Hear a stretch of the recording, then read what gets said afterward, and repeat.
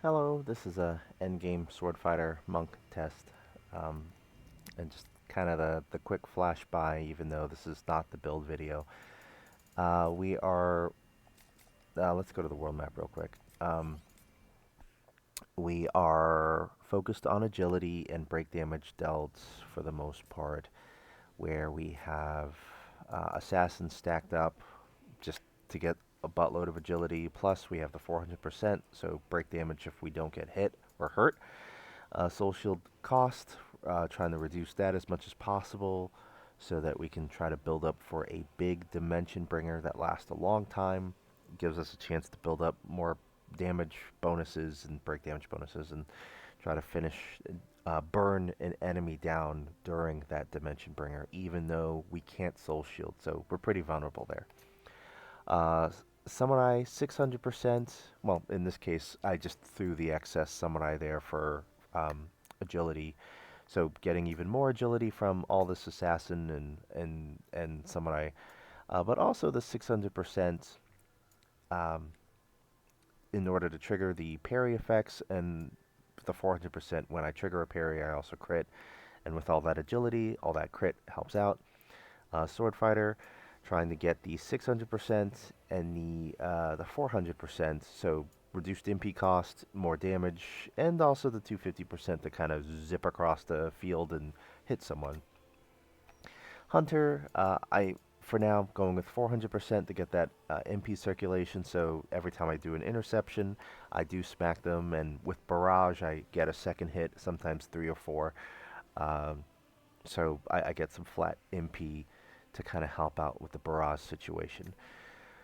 The Berserker is just left over. It's on the shield. It's about 50%, but um, other could be something else. On the gear effects itself, I have damage dealt sword combo, damage dealt interception, agility. I have my damage taken at max HP up to negative 100% due to the diminishing returns after that. So half off damage. Status ailment resistance up to 100% across my gear so that I can't get silenced or paralyzed or petrified while I'm on the Swordfighter. And then I have Soul Shield break cost across all my gear so that I get past negative 100% so that I can hold Soul Shield down and pretty much miss timing or uh, unblockable attacks is how I can end up going down. And we'll say the mistiming tends to be the big one, and for certain bosses, if they dispel that my Sentinel, things go really south really fast. In terms of my relics, the summon blessings at the bottom, I went with Phoenix for a safety cushion in order to revive myself if I get hurt too much. Um, but then I have Sylph and Fenrir and even Odin because they tend to promote high agility. And Swordfighter doesn't get. They have very balanced stats, so they could go strength, agility, stamina, intellect, or spirit, and there's a build for any of those routes for the Swordfighter. But because I win agility, I'm trying to focus on agility-based moves, such as like slash and soar, stat bonus agility, Rogetsu, stat bonus agility, Knight's Gambit, slash agility slash intellect. So I'm leaning into the agility side of it. Swift slash, nimble maneuver, and rapid needle, and that's just for variety, just to keep things a little interesting for me, even though you won't see me actually do that in this next set of fights.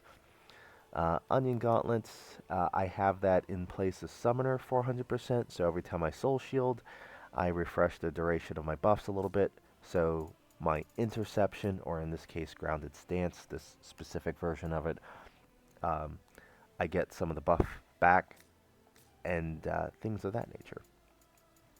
As well as I get to refresh my Sentinel, my Barrage, my Provoke, and then each time I do a Soul Shield, I gradually build up the Dimension Bringer so that I get to have a longer lasting Dimension Bringer that costs less.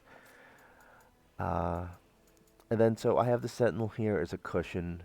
It puts about half of my HP as a barrier, and at that point, world map, let me take off the trials because some of those are messing with my messing with my jam.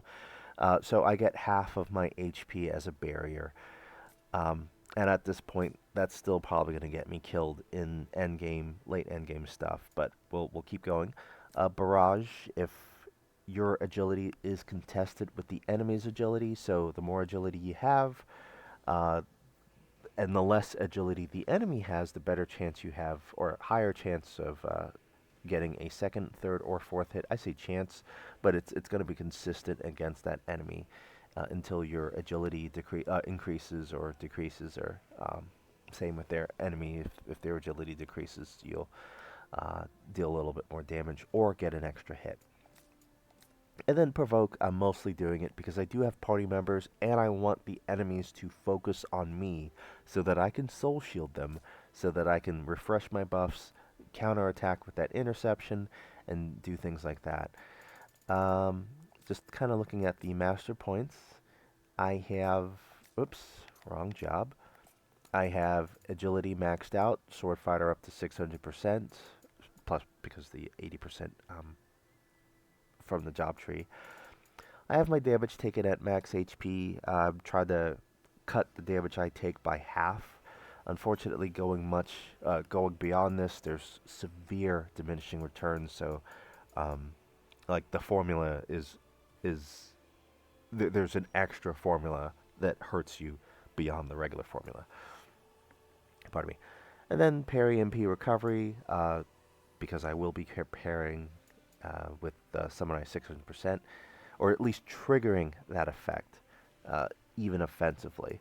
And then the Soul Shield break cost, because I'm trying to get that down to negative 100%. And then we have, in this case, the second job, Monk. So Monk, I mostly have it as, we'll call it a Sentinel buff bot. So courtesy to Roos and Coma for pointing this out to me. Where the Monk, I have the 400% to get more HP. I have the Muscle Belt to get even more HP. Same thing, like, oh, it's Mantra, and then it's Mantra. These two actually stack. The other Gilgamesh accessories do not. Couldn't tell you why. And then I also, just pretty much across my gear, have a mix of improved effect, Sentinel, and HP, in order to help out with the survival side of things. Now, I also have improved effect focus in order to help out with the damage / the break damage side of things. So focus increases your break damage and increases your regular damage. I don't know why the description doesn't say regular damage, but it does.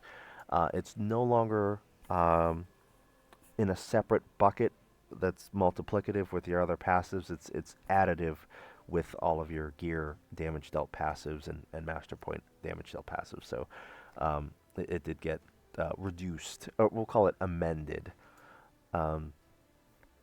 Black belt, unfortunately, we won't be using this, even though it's like, oh, max break gauge, that sounds nice, but if you're using Lightbringer or Chaosbringer, it doesn't stack. Unfortunately. So Master, that lets us charge up to 4 levels. Monk, focus, even just the bare focus, minimum focus, like tier 1 or stage 1, that's a 60% break damage boost, or damage dealt boost. And if you get up to tier 4, that's 120%. And then with all this gear going on, that's going to multiply at some point. So I don't really know how much that is based on the math. I want to say like over 200% at this point. Extra break damage dealt for that. And then the Sentinel, with all that Sentinel going on, I'm going to get at least, we'll say 30,000 HP from applying a Sentinel while I'm on the Monk. And then once I'm on my Divine Commander or the Swordfighter, I now have a 30,000 HP Sentinel that's protecting me, that gets reduced by half. I'm sorry, the damage I take gets reduced by half, at least, while I'm at full HP. And then Provoke takes it a little bit further, 20%. It's multiplicative, but this is not necessarily a tank build. The Provoke is there to make sure the enemies attack me. So an extra 20% multiplicative. In the end, it's going to feel like a 60% damage reduction with my Sentinel cushioning it. And short of an enemy dispelling that, like the last boss in the third DLC can grab you halfway through the fight and take out that just take it out and destroy you. Um, or Chaos Tiamat can dispel it as well, things of that nature. So I've been talking for a bit. Uh, one other thing on the monk side of things is that I do have Lightbringer duration and buff duration, so that I don't have to buff as often. Although it's going to feel like I'm going to be buffing pretty often. But the Lightbringer duration, so that when I do pop the bubble, instead of it being a 4-second bubble, it's 8 seconds or something like that. And then, pardon me. And then if I soul shield enough times, when I do the Dimension Bringer at max stacks, instead of it feeling like 18 seconds, it's probably going to be closer to 50 seconds. So I can lock down a boss for the rest of the boss phase, assuming they don't jump out of it. The drawback of this is that I can no longer soul shield, which is how I'm trying to defend myself. So this is a time where we rely on Sentinel to protect us while we go full offense during the Dimension Bringer bubble and try to take out the enemy that way. Some of the other things that are going on here, we're not going to actually use them as much, but I do have Paladin to get a more HP. I have Summoner 400%, so that if I do Soul Shield even on the Monk, or trigger the Soul Shield effect, I get more, I refresh my buffs. Cyclic Warrior 600%. If I trigger a Lightbringer or a Dimension Bringer, I also trigger a Soul Shield. And the Soul Shields can restore my max MP, as well as my regular MP. Evoker, I have, in this case, I do have 400% to kind of help with the buffs at the beginning of a fight. But most importantly, the 120 and 50%, for some reason, when you pair it with Cyclic Warrior 600%, you trigger a Soul Shield. That when you trigger that Soul Shield, it also increases Jack's MP, max MP. So, strange interaction that seems to work in our favor. Reported it. Bug's never been fixed. So we're just gonna. I call it a bug because I don't think that's the intended effect. But whatever. It's been 10 months. Nothing's changed, so we keep going. Void Knight, 50%, 120%. Increase the MP limit boost rate so that when you do Soul Shield, you get back more max MP. I realize I'm talking kind of quickly, trying to keep the video under like 15 minutes, because the last one was like 90 minutes. And then we have Power of the Void, or Void Knight 400%, so our Lightbringer, Dimension Bringer costs less, about 25%, even though the formula is minus 33%, but 34%, but I digress. And then, master points, just kind of looking at it, the most important thing is going to be Category 4, where we have the increase MP limit boost rate. If you're below level like 270, when you do your Lightbringer or Dimension Bringer, it will consume MP. Or, if you have Trials on, it's going to consume max MP. Ideally, I probably would want to have some Soul Shield MP recovery so that I could potentially spam this move. But my goal of this build is to not have a spamming Lightbringer, spamming Dimension Bringer. But the side effect of my setup is I did want to have a multi-purpose monk. Lightbringer duration on Category 3. And then because this is a buff bot for Sentinel, a Sentinel buff bot, I stacked HP and monk job affinity to get even more HP. And then on my allies, just keeping it kind of brief, I picked the job where they get the most agility. So in Jed's case, Assassin gives them a lot of agility, and then all of the gear like Shiva, Sylph, Fenrir, that brings out the agility of your jobs, in this case Assassin, a lot more, as well as your Assassin 800% and Samurai 800%, more so the Assassin, brings out a lot of agility. It could have also been Ninja or Thief or Duelist. Any one of those could have probably brought out a sufficient amount of agility after the Assassin. So The important part here is that Liberator 600% is sharing 12% of Jed's stats with me. So once I'm in the Rift, Jed has about 1,000 agility, and so I get 120 agility from him being in the party. And he also progresses my assassin job quests with the Cactar for future builds and power. Um, and then he does have the Lionheart accessory, and he has stacked across his gear Lightbringer duration and agility, so that when I press the D-pad, the direction pad, left or right, in those little purple bar, uh, that tells Jed to use his MP, he's going to be invincible. And the hope is that he shares his stats with me. He's a stat stick, and I do the job to finish the enemy off. Same thing with Sophia. She's a Dragoon, just because they get more agility than other jobs like Breaker. Doesn't get as much agility, but they get a lot. They still get more agility than Sage, Mage, or Black Mage. So uh, I did not optimize her for an agility build, so she is mixed between agility and strength at this point versus like heavy duty agility. Otherwise, there would be no breaker at all, and there would be more assassin on here than pardon me. There would be more assassin on here than actual samurai, but samurai would have been second, possibly, depending on the build. So we're going to do two things, 2 rounds. We're going to show what this build looks like real quick. If we have some trials turned on, we're going to maybe not mess with like trials that would severely hamper us. Pardon me. And then we're going to go in and just flat out fight the boss. Or the Null Void. So this video will end up being like longer than like 20 minutes or more. Oh my gosh, we're already at the friggin' 17-minute mark. Dear friggin' goodness. Since we're in the world map, we might as well try to start with more MP than less. But we could have just started off with a Sentinel if we really wanted to and just go in there.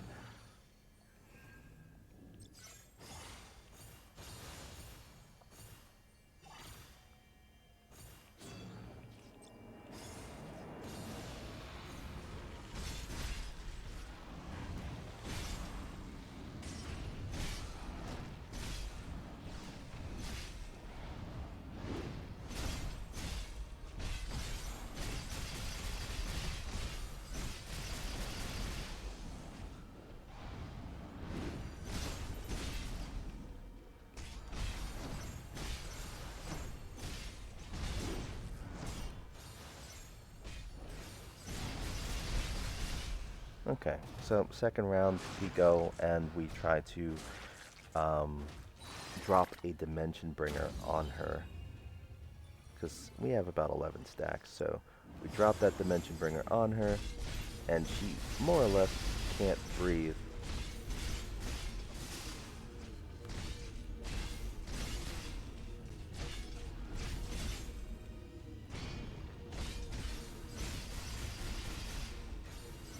I messed up there, but that's kind of how it plays out. But I did say we're going to try a Null Void, so you get to be with me as I figure this out. I act like I know what I'm doing, but we're going to quickly see that I don't. So in the Rift, we are going to... we're going to check our monsters real quick just to see what monsters we do have up. Depending on where your stats ended up with status ailment resistance or soul shield break cost, you might actually have Malboro out to help out with those things. And so Malboro has the soul shield break cost and the status ailment resistance. But by default, we have Goblin for the agility, and if you worked on Duelist, Thief, or Marksman, that's more agility that will help you out. We have the Wolf for agility, and if you had Samurai leveled up, that would, or advanced, that would be a lot more agility because of we're just using it for stats after the 600%. The break damage dealt helps, even though it's pretty small. Curl is only out because we're trying to do monster quests, but once everything is level 30, more or less, that you drop Curl. Curl! If you weren't actively using one of the effects here. Cactar for Assassin and Ninja, just stacking up the agility that provides with the XS. Ninja, at this point, not really giving us much because we're not pushing that. And then the Behemoth, we have the combo ability stat bonus that helps out all of our stat bonus agility moves. And then damage dealt to bosses, it's like break damage dealt 39%. Reduced stat bonuses, couldn't say what that was. Even in Japanese, it's not very clear to me, so I'm just kind of rolling with it. And now we're going to go, before we fight such a boss, we are going to eat a Mega Ether, talk to Astos, grab another Mega Ether just in case, grab a Mega Potion, probably grab some regular potions, even though we have Phoenix, so we don't actually have to revive anyone. I'm sorry, we don't use potions when we revive people. And then, what are we doing here? We're just going to start to feed our monsters. So, I'm gonna pull Serena out to do this. And even though I would love to feed them all agility food, I'm feeding them summon stones at the bottom to help out with their memories, which will help speed them up leveling faster. Memories being the thing in the upper right corner, 736. Those they stay with you even if the rift resets. So we're going in.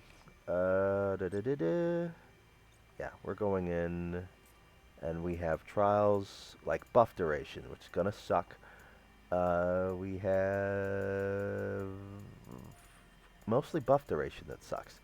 If your soul shield break cost is not at negative 100% or beyond that, this soul shield break cost could suck unless you're using Lightbringer instead of Dimension Bringer. But we'll see what happens, and just kind of a heads up, spoilers if you are peeking ahead, because I don't know what bosses I'm going to get. But one of the first things I'm going to do is I'm going to use Sentinel. I'm probably going to use Provoke, and then I am going to use Barrage. And as much as I'd love to use Focus, there might not be time for that. And then I'm going to try to get Interception up, or Grounded Stance, pretty quickly. So we're going to press D-pad left and right, Sentinel, and do all our buffs.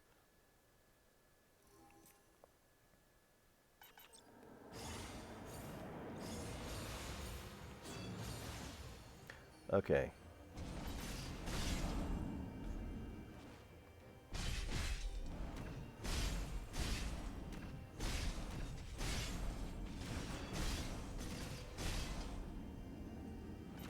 And, oh, shoot, F you.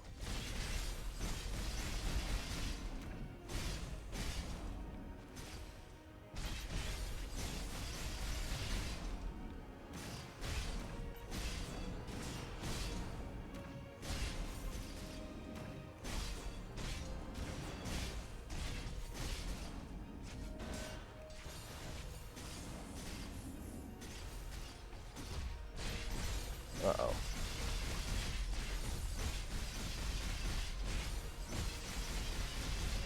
Okay, let's bring back Jed. Let's do a longer buff.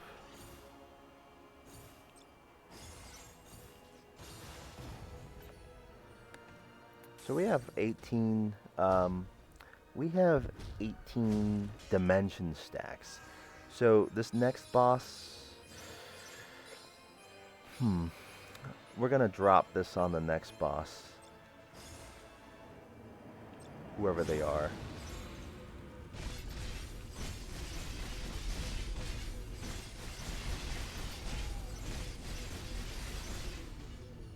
I forgot we can't actually, we can't soul shield during this.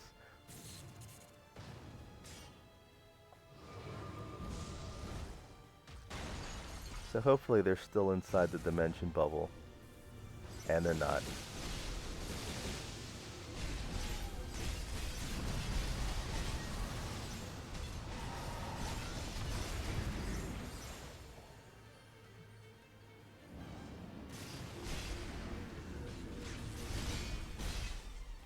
Okay.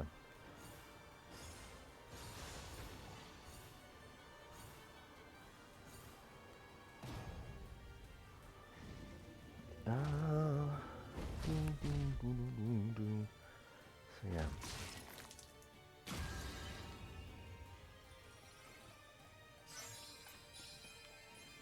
That's something I'll do. I'll probably do the video every Null Void. Oh, F you. Look at you trying to get out of the friggin'... Oh my gosh, you suck.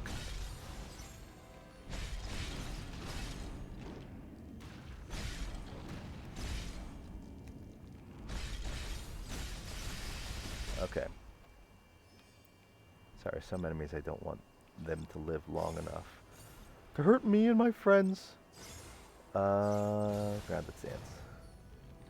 Sophia, you go. Chaos Lich is one of the enemies that I'm just like, nope. He is a...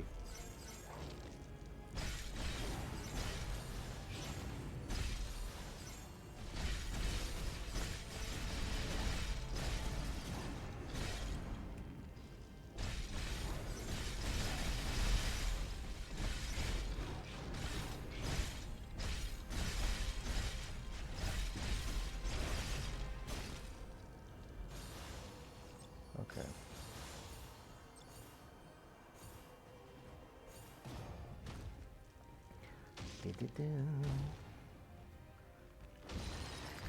Oh, short. Okay. Let's do this.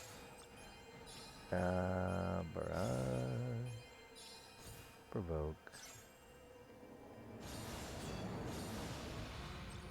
You know what? Let's lock her down.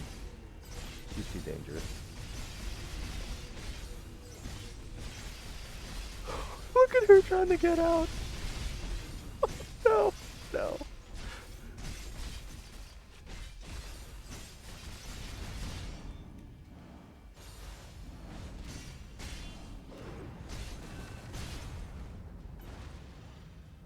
Oh, barrage fell off.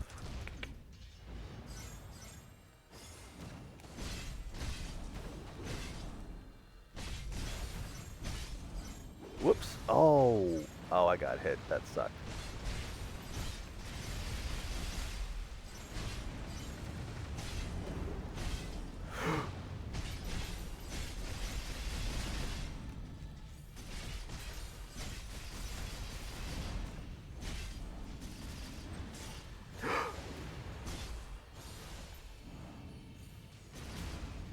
Oh, who did that? I think I have 9 dimension stacks for the next boss.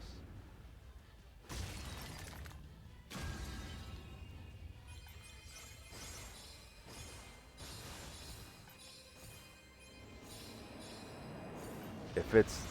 Oh, it's you. The winner, it's you.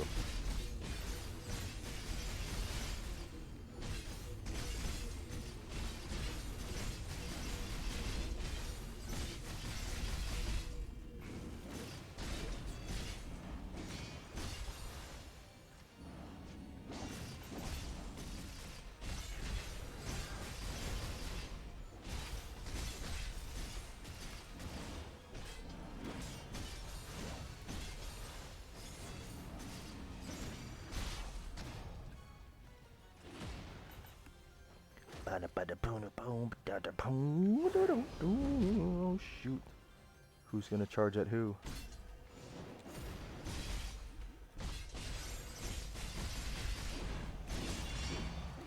Oh, shoot. Was not paying a friggin' attention. Crap, that hurt.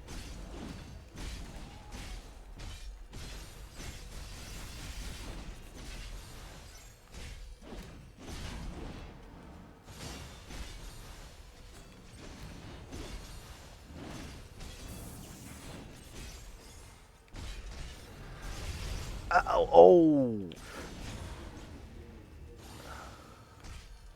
That was so friggin' close.